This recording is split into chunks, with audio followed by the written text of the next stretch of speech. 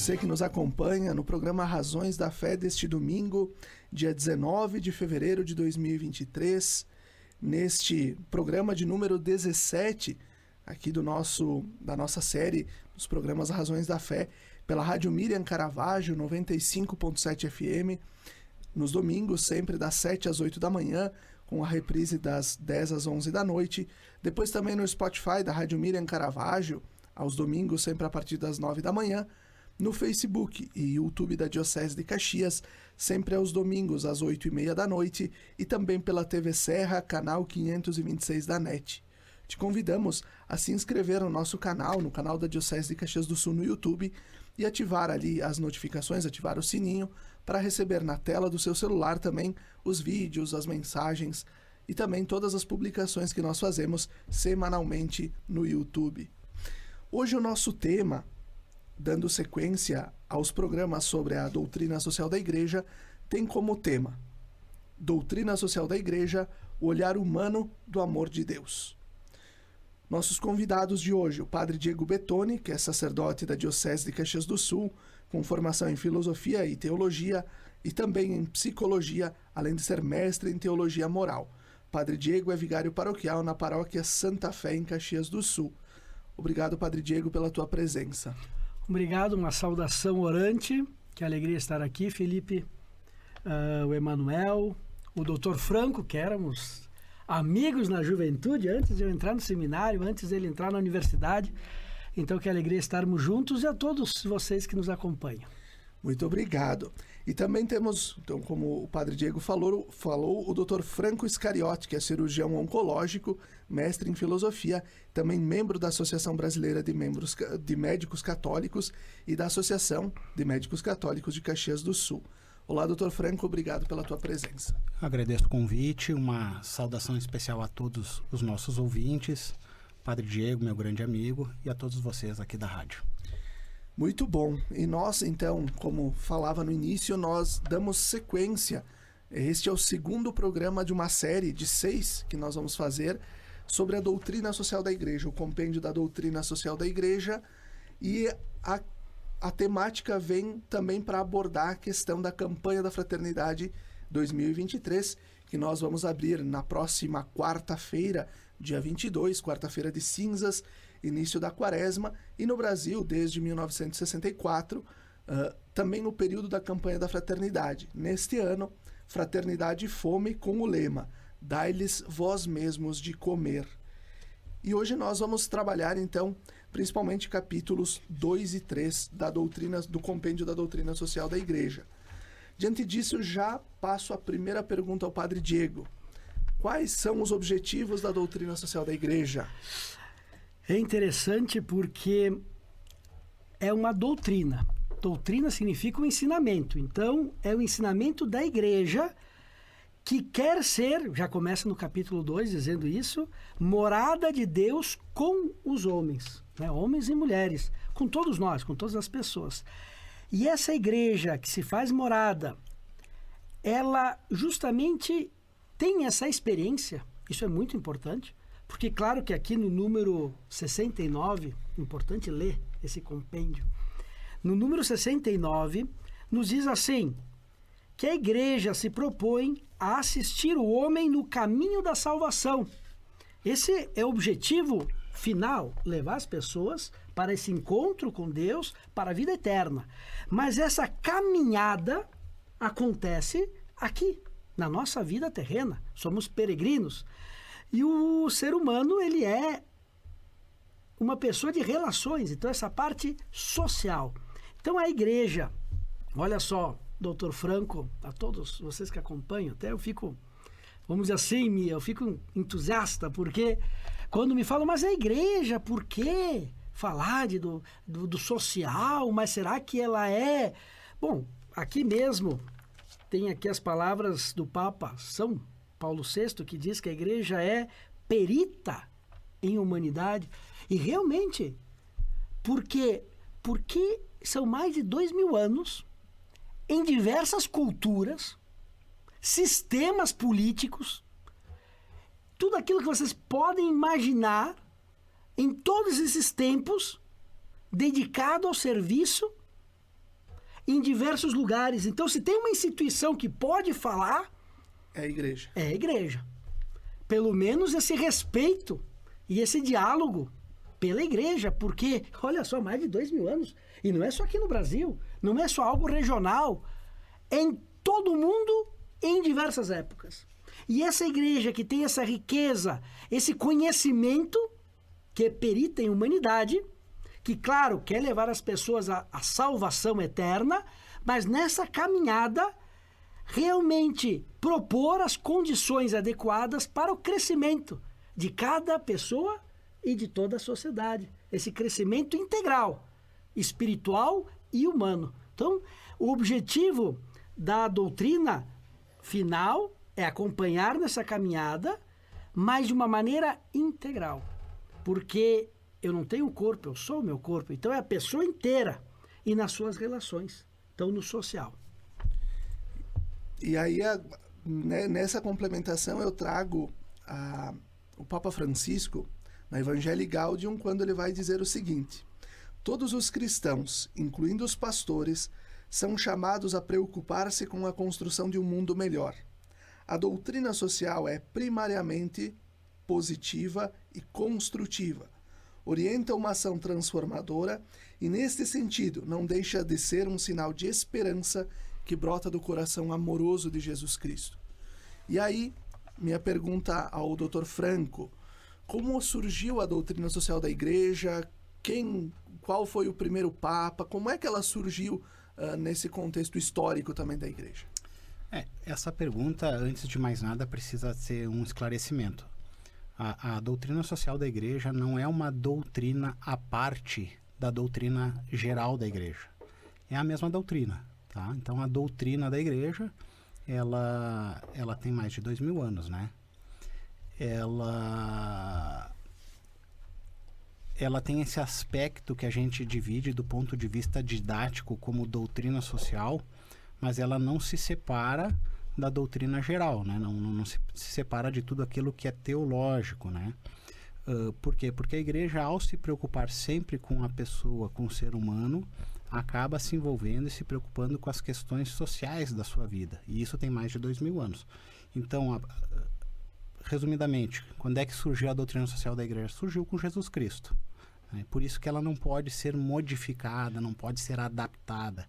Ela tem por fundamento tanto a tradição da igreja como a Sagrada Escritura, né? Porém, em determinado momento, começou-se a utilizar o termo doutrina social da igreja. E a partir deste determinado momento, começou-se a formular-se documentos específicos da igreja a respeito disso. Um dos documentos muito importantes é a Rerum Novarum, né? E que ali começou a se preocupar com as questões de trabalho, com as questões sociais, com a salário, empregabilidade. E é um documento de tamanha importância que a cada aniversário se sair um novo documento comemorando o aniversário e aperfeiçoando e crescendo a doutrina. Porque os problemas da humanidade, os problemas sociais, vão surgindo cada vez problemas novos. Problemas que não existiam e não precisavam ser comentados no passado. E a igreja, que é portadora de uma tradição, mas também é serva do Espírito Santo, ela sempre vai adaptando e reatualizando essa doutrina conforme as necessidades dos tempos modernos, né? Exatamente. E agora, quando o Dr. Franco trazia, né, que a doutrina social vem do tempo de Jesus, vem de Jesus, recordo, né, nos Atos dos Apóstolos, quando se ordenam os primeiros diáconos para o serviço às viúvas, para o cuidado com os pobres, né, com os órfãos, isto, né? Então, de fato, vem dos inícios da comunidade cristã. A Dei Verbum, do Vaticano II, vai nos dizer o seguinte, que o magistério não está acima da palavra de Deus, mas sim ao seu serviço, ensinando apenas o que foi transmitido, enquanto, por mandato divino e com a assistência do Espírito Santo, a ouve piamente, aguarda religiosamente e a expõe fielmente, aurindo deste propósito único da fé, tudo que propõe a fé como divinamente revelado.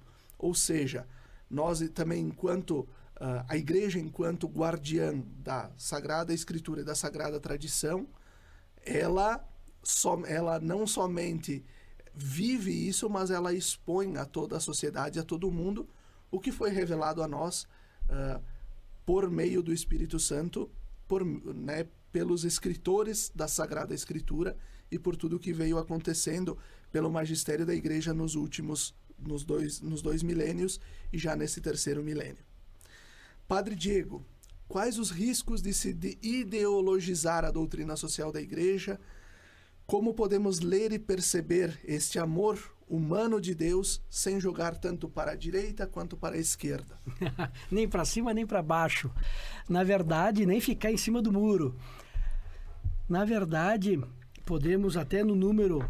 Eu vou citando aqui o próprio compêndio, mas vamos dizer assim, esse desvio, inclusive, poderá até chegar a uma manipulação, pode acontecer com tudo. Com o magistério, até com a Bíblia. Então, aqui no número 68, eu vou citar, porque inclusive ele coloca aqui o Concílio Vaticano II, e isso aqui vai nos iluminar muito, nos diz assim, eu cito: a missão própria que Cristo confiou à sua igreja, por certo, não é de ordem política, econômica e social, pois a finalidade que Cristo lhe prefixou é de ordem religiosa. Mas, na verdade, desta mesma missão religiosa decorrem benefícios, luzes e forças que podem auxiliar a organização e o fortalecimento da comunidade humana segundo a lei de Deus. Então, não é partidário. Nós somos de Cristo. Agora, é claro, aí depois tem a organização da sociedade, não tem problema, de acordo com a democracia, mas a doutrina, esse ensinamento, é de Cristo. Agora, não existe um ser só religioso, como se fosse assim um anjo. Não. Cristo, que é Deus, se encarnou. Ele também tomou a nossa natureza humana. E nós estamos aqui nesse mundo. Então, não existe só o doutor Franco católico separado do doutor Franco enquanto médico, enquanto cidadão. Não existe. Somos uma pessoa. Então, também é claro que a doutrina social, vamos dizer assim, os fundamentos está na Sagrada Escritura, está no magistério, na tradição e também na razão. Fé e razão caminham juntos, não pode, se Deus é o criador de tudo, ele não pode ser um contra o outro. Então, também na reta razão, por isso que também essa doutrina, ela sim vai dialogar com o ateu. Por quê? Porque trata da humanidade. E, portanto, não é algo subjetivo. Podemos ter opiniões diferentes, mas a verdade é objetiva. A gente tem que se adequar a ela e não ela a nós. Então, em termos desse diálogo de humanidade, a igreja sim pode ensinar. E é importante por quê? Porque devemos conhecer. Conhecer bem, primeiro, esse ensinamento, essa doutrina. Devemos conhecê-la. Porque, agora é um desabafo, doutor Franco, um desabafo. Quem estão, vamos dizer assim, acompanhando. O católico, ele segue no Instagram, no Facebook, eu não estou dizendo que está errado, mas segue partidos políticos, segue e às vezes não segue o Papa. Quer dizer, não vai conhecer aquilo que o Papa está falando e chega e diz, mas o Papa falou aquilo? Não, calma, você leu aquilo que o Papa falou, o escrito, aquilo que ele... não, me disseram. Então vai conhecer. Mas a doutrina social católica diz que é assim. Você leu o compêndio? Leu as encíclicas? Foi conhecer as fontes? Não, me falaram. Então a gente segue muitos, aqueles que falam, que também não está errado, não estou dizendo aqui mesmo, nós estamos falando sobre a doutrina social, mas falta conhecer, ler. Conhecer o nosso magistério, o ensinamento da igreja, que também nos ajuda a ter unidade. Porque o Espírito Santo, apesar da nossa diversidade, ele busca a unidade. E o nosso princípio de unidade é o Papa Francisco. E o magistério, ele nos ajuda para que a gente não venha, porque a gente pode correr esse risco que às vezes a gente pensa, vamos falando, e achamos que aquilo que a gente fala é a mesma coisa que Deus fala. Sabe, a gente começa, não, Deus me disse, Deus me falou. Eu li a Sagrada Escritura, por exemplo, e é assim. A interpretação de acordo com a minha cabeça. O magistério evita esse subjetivismo e nos ajuda a ter essa unidade nesse caminho da salvação. Então, justamente essa pergunta, quais são os riscos? São muitos. Por quê? Atenção, tem gente que realmente faz fake news porque quer, sabe? Quer colocar cisânia. Tem coisas que às vezes a pessoa que diz, ou que às vezes compartilha um fake news, ela nem sabe que é. Ela somente vai compartilhando, vai passando, ou às vezes fala. Por isso que a gente tem que conhecer. Então hoje o Dr. Franco, o Padre Diego estão falando sobre o compêndio. Mas é importante que você leia o compêndio. E que busque conhecer, e busque saber um pouco mais, conversar com aquelas pessoas e vai sabendo também, buscando às vezes um curso, se aprofundar mais, porque realmente o perigo, não só na doutrina social, mas na doutrina católica, é grande, que através de ideologias se busque encaixar a Bíblia, a Sagrada Escritura, busque encaixar a doutrina social naquilo que ela acredita na sua ideologia e tenta forçar para que, né? Como por exemplo a gente vai falar depois, a opção preferencial pelos pobres faz parte da doutrina social, mas às vezes pega como se fosse a única opção, etc. Olha aí assim, aí pensa, por exemplo, acho que alguém que está nos assistindo está dizendo, mas o padre está muito eufórico, mas é que às vezes se fala, vamos ajudar os pobres, isso é comunismo, tu é comunista, mas como comunista? Eu sou cristão. Não tem nada a ver com comunismo. A gente começa, né, a colocar etiquetas e muitos também utilizam de partes para fazer de acordo e às vezes até manipulam, sem saber ou sabendo, com má intenção, infelizmente, usando daquilo que é sagrado para uma ideologia humana. Uma das principais dúvidas que as pessoas têm, e elas perguntam para nós, é dentro daquele escopo que já é até antigo, que muita coisa evoluiu, aquele escopo de ideologias que vai de uma esquerda radical, esquerda, centro-esquerda, centro-direita, direita ou até direita radical, em que ponto se encontra a doutrina social da igreja? E, na verdade, a resposta é em nenhum lugar. Por quê? Porque a doutrina social da igreja, ela está em outro patamar, ela está em outro nível, está em outra dimensão.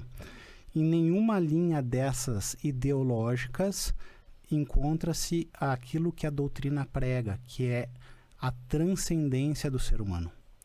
Então, assim, a doutrina social da igreja não se encontra em nenhuma dessas linhas, em nenhuma dessas ideologias, justamente por serem ideologias, todas são falhas, todas são imperfeitas, são humanas, e o maior risco de ideologizar a doutrina social da igreja é tentar enquadrá-las em uma delas. Sim, cada um tem a sua preferência, a sua linha de pensamento político, mas se você ergue estas bandeiras, você não consegue erguer a bandeira da doutrina social.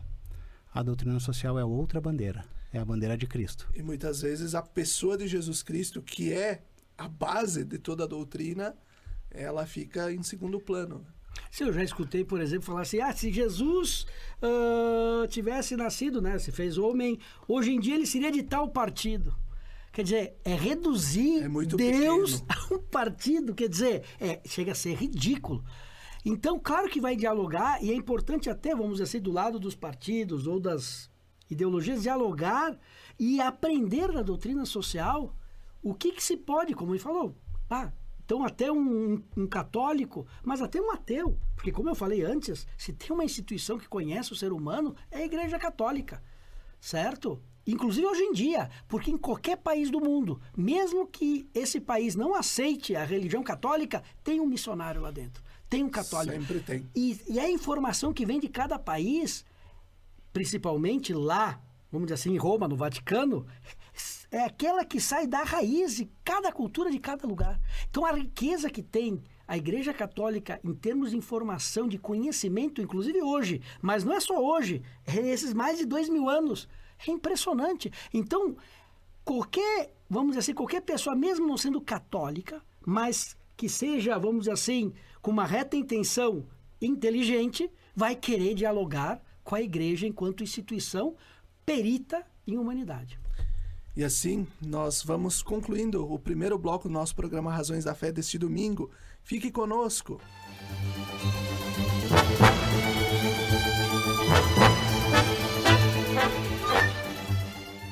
Estamos de volta com o segundo bloco do nosso programa Razões da Fé deste domingo, 19 de fevereiro de 2023, com o tema Doutrina Social da Igreja, o olhar humano do amor de Deus. Nossos convidados hoje, o padre Diego Bettoni e o médico cirurgião oncológico, Dr. Franco Scariotti.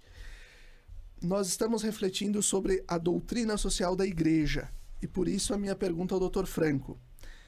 Por que a Igreja pratica a solidariedade e por que não devemos nos preocupar somente com a salvação da alma, mas do homem em sua integralidade?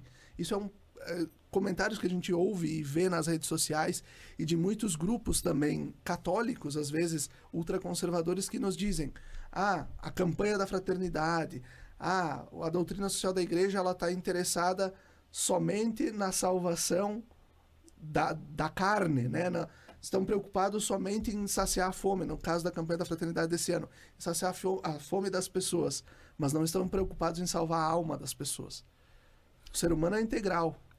A doutrina social da Igreja, ela é clara quando ela começa a descrever as características da pessoa. E numa das caracterizações mais importantes que ela faz é com relação à unidade da pessoa. Ela está a partir do item 127 do compêndio da doutrina, em que ela nos fala que o ser humano, ele é corpo e alma, e uma alma espiritualizada. E não são duas naturezas que se unem, e sim, esses dois aspectos formam uma natureza única, e por isso a unidade da pessoa. Como a missão da Igreja está relacionado com a pessoa, ela acaba sendo uma missão na sua natureza integral.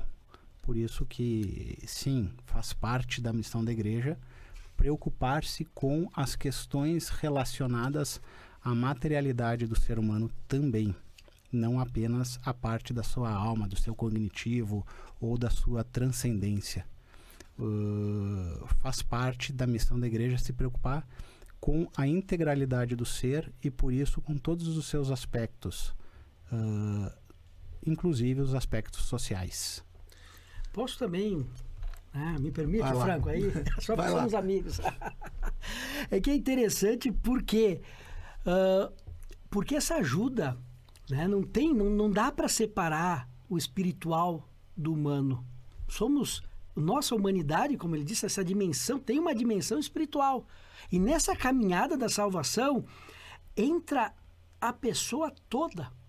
Inclusive tem o magistério, a tradição, a Sagrada Escritura, mas tudo isso a gente vê encarnado na vida dos santos, certo? Na história da Igreja, nós temos os santos, e eles são luz no mundo, sal da terra. E por que eu estou falando isso? Porque eu vou pegar um exemplo, Felipe. Eu vou pegar um exemplo. Até para aqueles que falam, mas é só essa parte. Bom, vamos pegar o exemplo do Padre Pio, mas eu poderia pegar tantos outros. Padre Pio, pessoa que confessava, né? Teve, inclusive, a Chagas de Cristo, mas ele construiu um hospital. E aí a minha pergunta é, para que ele foi construir um hospital, doutor Franco? Se o importante é a sua salvação eterna. Ele além de santo, místico. Uma pessoa que fazia de tudo e mesmo assim perdeu tempo construindo o hospital para cuidar também da saúde corporal. Mas por que só não a saúde espiritual? Porque os santos nos mostram que a gente tem que cuidar para não cair numa heresia. Uma heresia é que tem algo de verdade misturado com mentira. Então a gente tem que fazer a salvação eterna, é uma verdade. Mas se a gente pega esse pedacinho e coloca numa mentira dizendo que a única coisa importante, que fosse só a parte espiritual, então nós estamos criando uma heresia. É o ser humano inteiro. E, por exemplo, a campanha da fraternidade, e aqui, até pode me passar aqui, temos que entender o seguinte, certo? Me corrija se eu estiver errado. Na quaresma, certo? é importante ter oração, penitência e a esmola, a caridade. O que faz a CNBB, o que faz a igreja, certo? Não é a igreja do Brasil, é a igreja no Brasil, porque é a mesma igreja, né? Católica. Não é a igreja de Caxias, é a igreja em Caxias. O que faz? Bom, tem a oração, a penitência e a caridade. Então se busca fazer algo concreto, que nós podemos fazer de maneira individual, mas também podemos fazer enquanto comunidade, vamos dizer assim, nessa coluna importante da Quaresma, que é a caridade.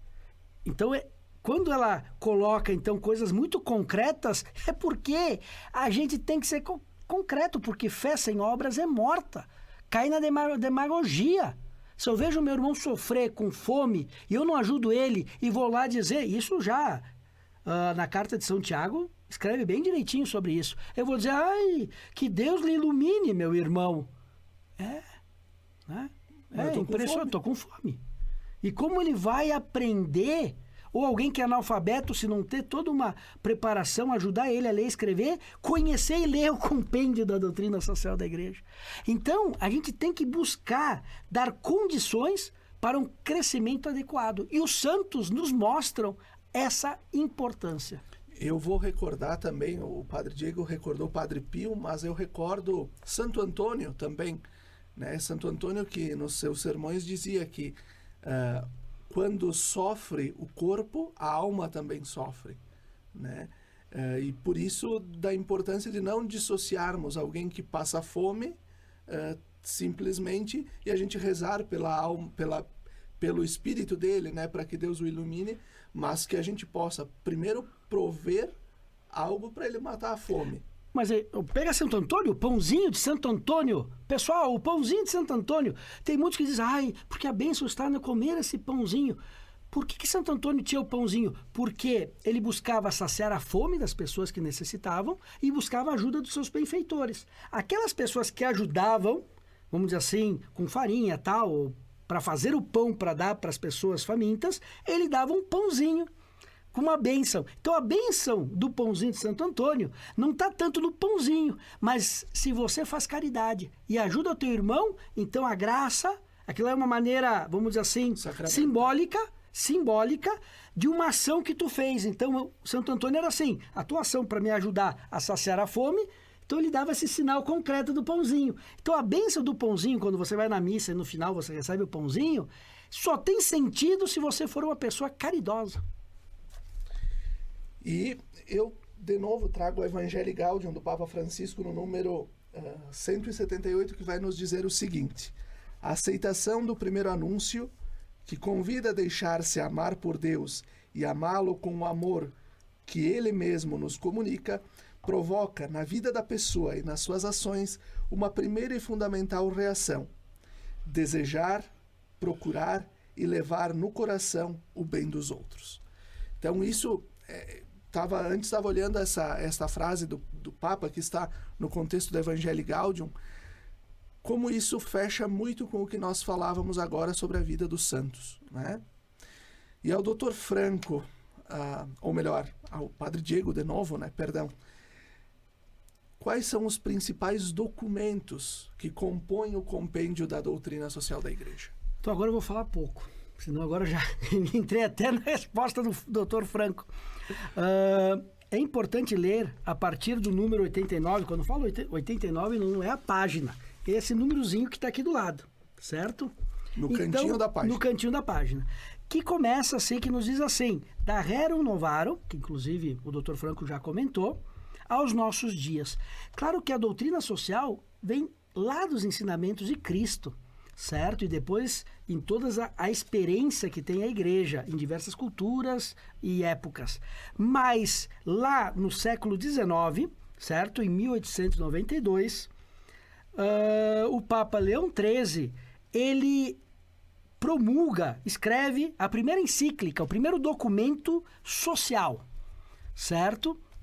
E não que antes não tinha a doutrina social, porque essa não nasceu da noite para o dia, mas vamos dizer assim, o primeiro documento que inclusive aqui nos diz que vai examinar as condições dos trabalhadores, a propriedade privada, o princípio de colaboração contraposto à luta de classes, como meio fundamental para a mudança social. Então, inclusive, aqui nos diz, no número 89, que exclui o socialismo como remédio. É nessa encíclica que coloca. Claro, nessa visão marxista.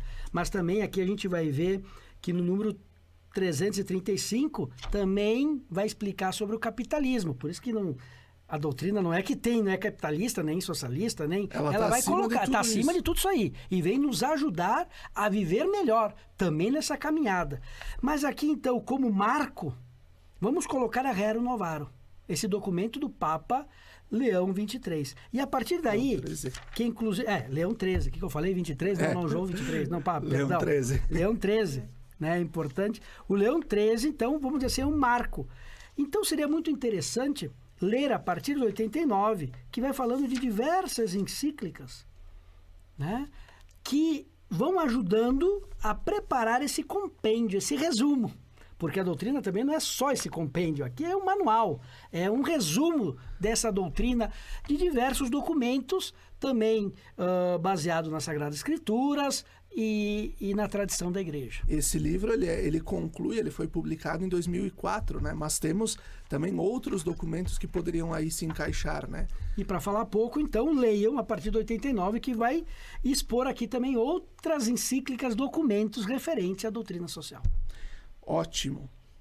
Doutor Franco, pode ser a questão social a preocupação mais importante da igreja? Nós vínhamos falando, né, de entidades, órgãos, organizações da nossa igreja, mesmo que muitas vezes falam da salvação da alma, mas desvinculada à questão do corpo. Mas pode ser só a questão social a questão mais importante da igreja? Na verdade, a igreja, durante toda a sua história, ela sofreu diversos problemas com heresias. E as duas principais heresias são contrárias uma à outra.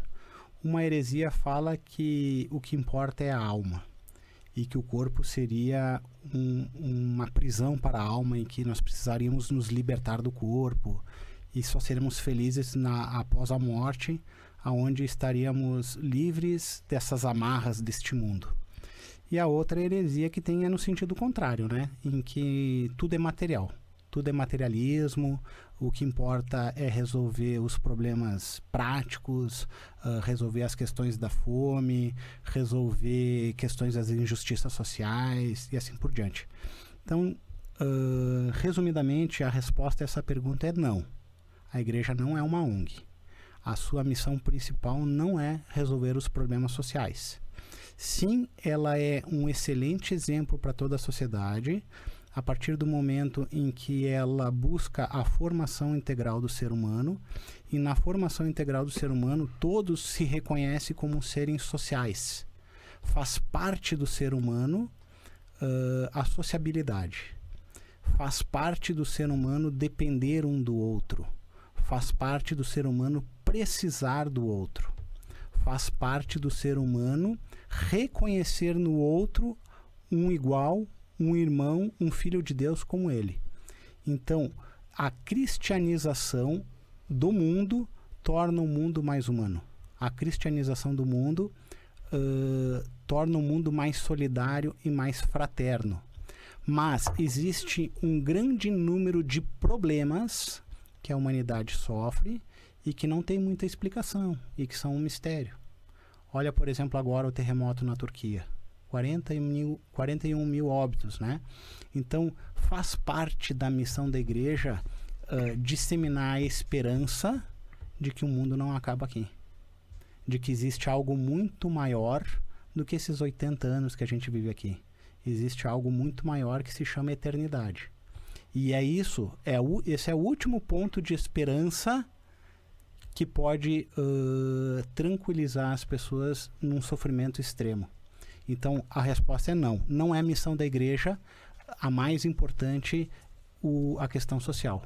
Porém, de todas as instituições do mundo, a que mais faz trabalho social é a Igreja Católica.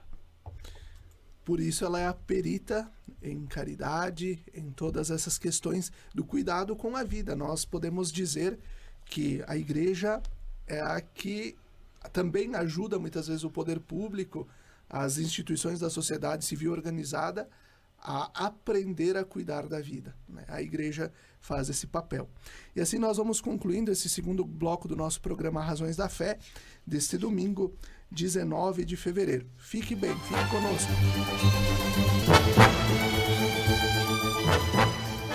Estamos de volta com o terceiro bloco do nosso programa Razões da Fé deste domingo, dia 19 de fevereiro de 2023, com o tema Doutrina Social da Igreja, o olhar humano do amor de Deus.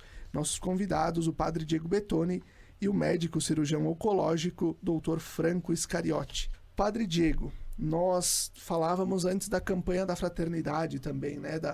Desta vivência que a igreja no Brasil nos chama nesse tempo de quaresma. O objetivo geral da campanha é vou ler aqui no texto base, sensibilizar a sociedade e a igreja para enfrentarem o flagelo da fome sofrido por uma multidão de irmãos e irmãs, por meio de compromissos que transformem esta realidade a partir do Evangelho de Jesus Cristo. Hoje, de acordo com os dados que nós temos, no Brasil nós temos 33 milhões de pessoas com fome. E a igreja, né, nós estamos realizando um levantamento com os dados da caridade, né, desse trabalho que se faz, pelo menos com a distribuição de alimentos na Diocese de Caxias do Sul. Num levantamento preliminar, nós já chegamos a 300 toneladas de alimentos distribuídas em 2022. É um número alarmante também de pessoas que precisam e que vêm às nossas paróquias buscando alimento. Diante disso, Padre Diego, o que é a evangélica opção preferencial pelos pobres e o que ela tem a ver com o humanismo integral e solidário? Pois a opção preferencial pelos pobres, isso é o cristianismo, é o ensinamento de Jesus. Agora, é claro, também pode ser manipulado, pode ser também desviado, porque Jesus fez a opção pelo pecador. Eu não vim chamar os justos, mas os pecadores. E os pecadores são todos, né? Somos todos nós. Então essa é a opção de Cristo, a chamar a todos à salvação. Mas esse amor, vamos dizer assim, como nos diz a doutrina social aqui no compêndio, que fica dentro do princípio do bem comum e também da destinação universal dos bens e da propriedade privada. É bem interessante. E aqui, no número 182, nos fala a opção preferencial pelos pobres. Vamos dizer assim, trata-se de uma opção, cito o que está escrito aqui, ou de uma forma especial de primado na prática da caridade cristã. Como eu falei, a gente tem que buscar esse crescimento adequado em todos os sentidos. Ser humano integral. Então, se está faltando algo básico, inclusive, doutor Franco, me ajuda aqui até tentar ser mais, vamos dizer assim, conseguir explicar, porque às vezes fala, isso é comunismo, não, isso é cristianismo. Porque a gente não pode ver um irmão nosso, uma irmã nossa sofrendo. Fome. Qualquer sofrimento, até a solidão, eu não posso me colocar de lado. Então, é claro que tem essa opção preferencial no sentido que eu vou dar preferência para pelo menos ajudar essa pessoa a ter um crescimento adequado e começar a caminhar. Porque, inclusive, às vezes diz, mas não tem que dar o peixe, tem que ensinar a pescar. Ok, mas se aquela pessoa não consegue nem pegar uma vara que está lá, uma criança que está morrendo de fome, eu vou botar uma varinha do lado dela e nem lago tem perto para ela pescar? É fácil.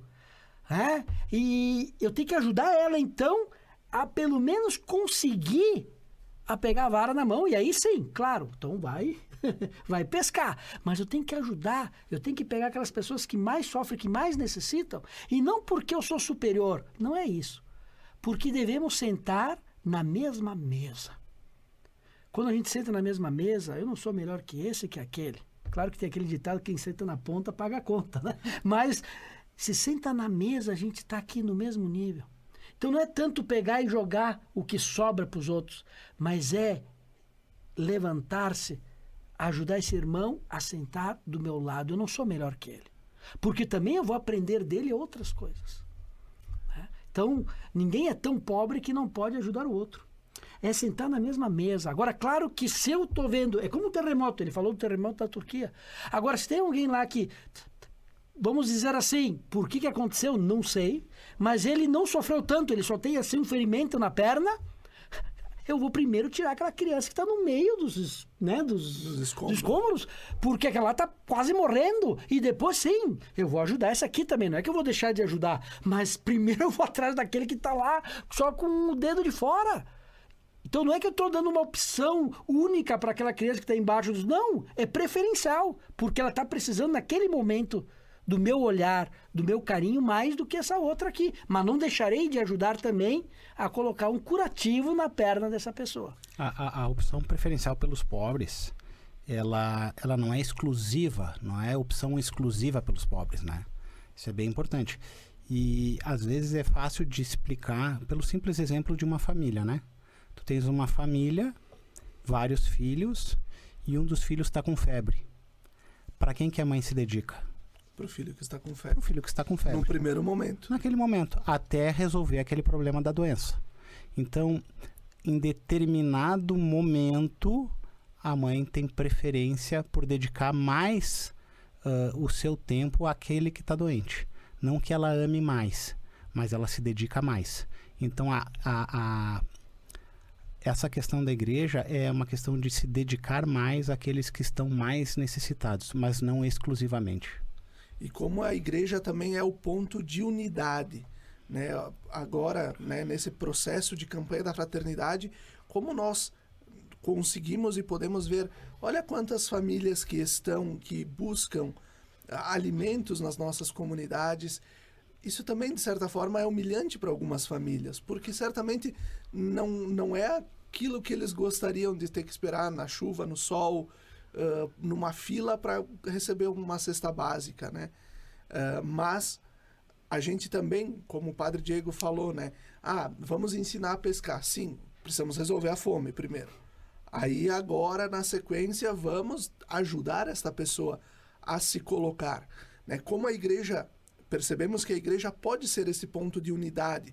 A campanha da fraternidade pode nos ajudar dessa forma, junto com a sociedade civil organizada, podermos também encontrar emprego, postos de trabalho, de qualificação para as pessoas que precisam. Um exemplo assim, do sábado passado, a gente fez as missões, que a gente busca a pessoa integral, a gente vai falar de Jesus e também ajuda levando alimentos ou aquilo que necessitam. Lá no bairro Quênio. Foi agora sábado, os missionários. E até me emociono, uma senhora deu esse testemunho. Porque a gente faz as missões mensalmente.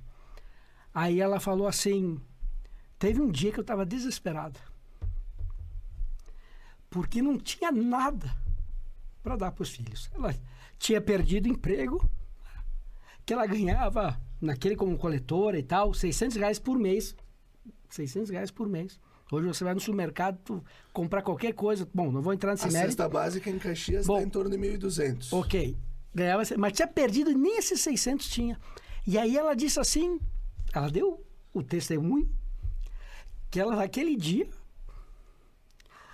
falou para Deus, pelo menos queria dar um copo de leite para o filho dela, pequenininho. Ela conta que tocou na porta eram os missionários aqui da Igreja Católica. E trouxeram justamente uma caixa de leite. Junto, e uma caixa, não só a cesta, uma caixa de leite. Acredite se quiser, essa senhora agora, ela está empregada e ela é dizimista lá na comunidade. Nossa Senhora do Perpétuo Socorro no Quênia. Ela é dizimista e ela disse para os missionários, e eu ajudo agora a comunidade. Eu pego um troquinho, porque ela ganha, né? Ela está trabalhando e eu sou dizimista. É o óbolo da viúva. Porque eu também quero ajudar como eu fui ajudada. Incrível. Que bonito.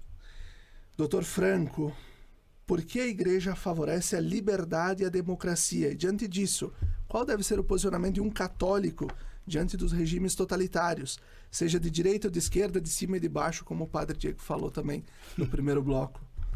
A liberdade, ela é o segundo dom de Deus para nós, né? O primeiro dom é o dom da vida, o segundo é o dom da liberdade. Qualquer regime totalitário que retire nossa liberdade está indo contra Deus, está indo contra a nossa Constituição, está indo contra o nosso ser como um todo. Tudo que retira a nossa liberdade vai contra a nossa pessoa. Com relação à democracia, a gente tem que ter alguns cuidados e aprender bastante com a doutrina social da Igreja. A doutrina social da Igreja simpatiza com a democracia. A palavra é importante, simpatia. Por que simpatia? Porque de todos os regimes políticos criados pelo ser humano, ele é o menos ruim. Não quer dizer que ele seja bom. Ele é menos ruim. Não é perfeito também. Ele é menos ruim. Quais são as falhas da democracia? Por exemplo, nós democraticamente aqui podemos fazer uma votação e dizer que 4 mais 4 é 5. Então, democraticamente, 4 mais 4 é 5. Quando, na verdade, 4 mais 4 não é 5. Né? Então, a gente cria respostas e justifica através do voto. Através do voto, tu pode dizer que a Terra é quadrada, que o aborto é legal, que é bacana, que o ser humano não é intraútero, não é ser humano. Através da democracia, tu elege corruptos. Através da democracia, tu elege ditadores. Através da democracia, tu desvincula os valores humanos da realidade. Então, assim, a democracia é boa quando ela está vinculada com a verdade, quando ela está vinculada com valores. Ou seja, existem determinados valores que não são democráticos, já estão estabelecidos por natureza. Então, estes valores não são sujeitos a voto, não são sujeitos a uma eleição. A democracia é boa porque, e a Igreja fala a partir do número 46 do compêndio, porque através da democracia é possível se arrepender. Elegemos a pessoa errada, nós vamos tirar a pessoa errada. Veja bem, a democracia ela é boa porque existe um impeachment. Porque diferente de um regime totalitário em que você precisa fazer uma revolução, você precisa depor, você precisa matar o rei, no caso, né? O governante, que é o déspota, numa democracia não. Você pode simplesmente, através de atos democráticos, demitir, né? Porque o impeachment é isso, é demitir. E precisa que ocorra algum crime? Não. Simplesmente um não cumprimento da promessa de campanha seria o suficiente. Então, o impeachment não é uma coisa que deve ser de outro mundo. Muito pelo contrário. Nós temos o nosso presidente, que é o nosso primeiro funcionário público. O servidor público. O presidente é o primeiro servidor público do Brasil. E ele deve cumprir as suas obrigações perante a sociedade. Nós não temos que ter... Isso é um problema da cultura brasileira. Nós tratamos com excesso de formalidade aquele que deve nos servir. Nós temos um receio de questionar, um receio de cobrar, de exigir que seja cumprido as promessas de campanha.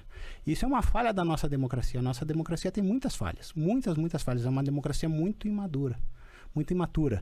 Por exemplo, nossas campanhas eleitorais, elas são feitas de forma muito superficial. As pessoas não discutem os problemas, os candidatos não discutem os problemas. Eles ficam se acusando um ao outro quando não tem propostas. Nós não podemos aceitar que uma eleição ocorra sem uma proposta econômica, sem uma proposta política, sem dizer o que vai fazer para determinado problema, o que vai fazer para determinada solução da saúde, da fome, assim por diante. Isso se chama estelionato eleitoral. E é por isso que a nossa democracia sofre tanto. E a nossa democracia sofre tanto por quê? Porque o povo acaba se entregando por migalhas. acaba se entregando por questões populistas. Então, sim, o ser humano, ele jamais deve se entregar a regimes totalitários, jamais, mas ele não tem que achar que a democracia é a solução. A democracia é um meio, não um fim. A democracia deve ajudar a construir o bem comum. A democracia é um meio para se atingir o bem comum, mas é um meio falho, em que tem que estar sempre se aperfeiçoando, sempre se aperfeiçoando. E isso só é possível num Estado de Direito, aonde os três poderes se autorregulam e não se auxiliam, se autorregulam. Eles vivem de forma harmônica. Harmônica não quer dizer... Independente entre si. Harmônica é importante dizer com independência. Isso é uma das nossas falhas aqui no Brasil.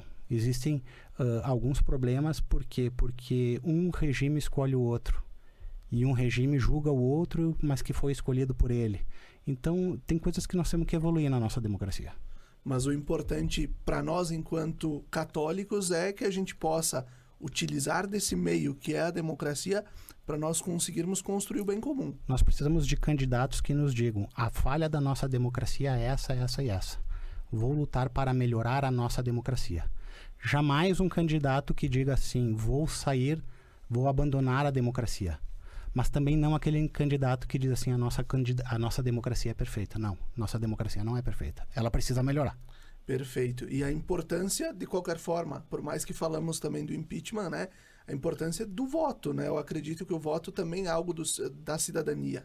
Parte do cidadão querer se interessar mais, parte do cidadão buscar candidatos melhores. Nós estamos tendo muitos bons candidatos que não vão nem para o segundo turno. Essa é uma questão. Nós temos bons candidatos que fazem boas propostas e que acabam não ganhando quase nada de voto.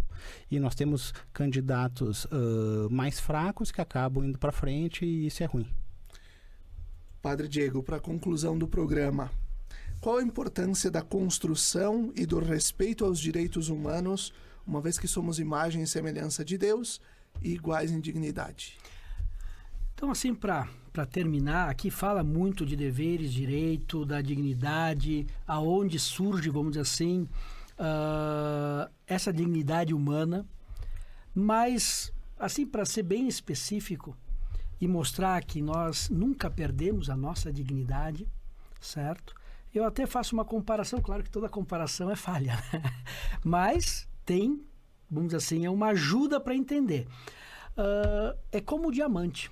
Sabe o diamante? Diamante. Vamos dizer assim que o diamante cai no barro. Ele continua sendo diamante? Continua. Sujo, mas continua. Sujo, mas continua. Mas sujo. Se ele cai no esterco, continua sendo diamante? Continua. Então, para dizer que nós somos, vamos dizer assim, essa comparação com o diamante, o ser humano, por pior, o filho pródigo está lá no meio dos porcos, por pior que eu fiz na minha vida, a minha dignidade de filho, filha de Deus, eu não perco nunca. Certo? Ah, mas está sujo. O esterco é bom. Claro que não. O filho pródigo, quando chegou, disse que o pai abraçou e beijou, e ele estava fedendo. Mas depois o pai diz: vai lá e toma banho, coloca sandálias. Então a sujeira vai ser sempre ruim. Esterco é esterco. Mas a dignidade a gente não perde nunca. Isso é muito importante na doutrina social. A nossa dignidade nós não perdemos.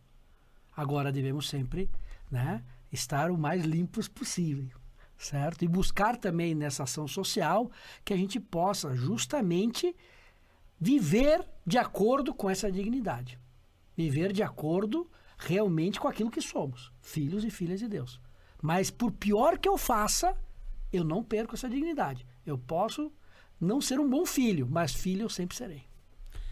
E assim nós vamos concluindo o programa Razões da Fé desse domingo, 19 de fevereiro de 2023, agradecendo ao Padre Diego pela presença, Dr. Franco, muito obrigado por deixar a agenda também, Paulinho da técnica da Rádio Miriam e ao Emanuel Rodrigues, nosso seminarista.